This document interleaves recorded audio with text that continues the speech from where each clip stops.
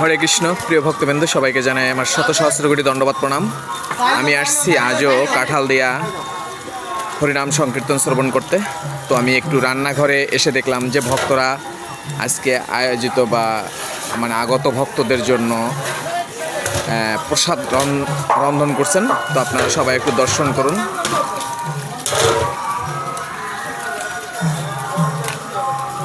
ওই ডালটা ঘন করলে অল্প করে, বেশি করার দরকার নেই।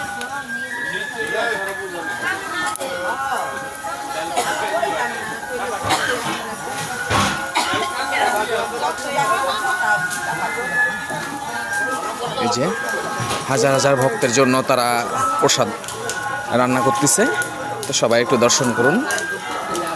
প্রসাদ দর্শনেও পাপ দূরীভূত হয়। তো সবাই কৃপা করে দর্শন করুন। এই যে দেখতে পাচ্ছেন পায়েস রান্না করেছে,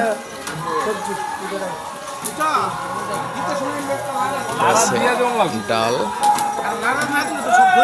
এই যে এক পরম বৈষ্ণব, উনি প্রসাদ নাড়াচ্ছেন। হরে কৃষ্ণ প্রভু।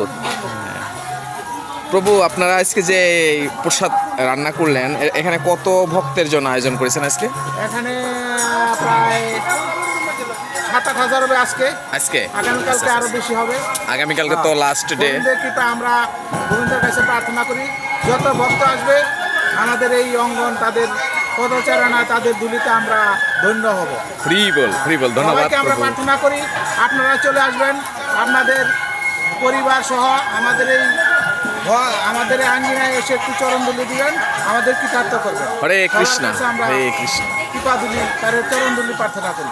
হরে কৃষ্ণ। প্রিয় দর্শক, সবাই দেখতে পাচ্ছেন যে এখানে যারা কর্তৃপক্ষ আছে তারা আপনাদের সবাইকে আসার জন্য আহ্বান জানিয়েছেন। তো সবাই কৃপা করে চলে আসুন, এখানে মহাপ্রসাদের ব্যবস্থা আছে।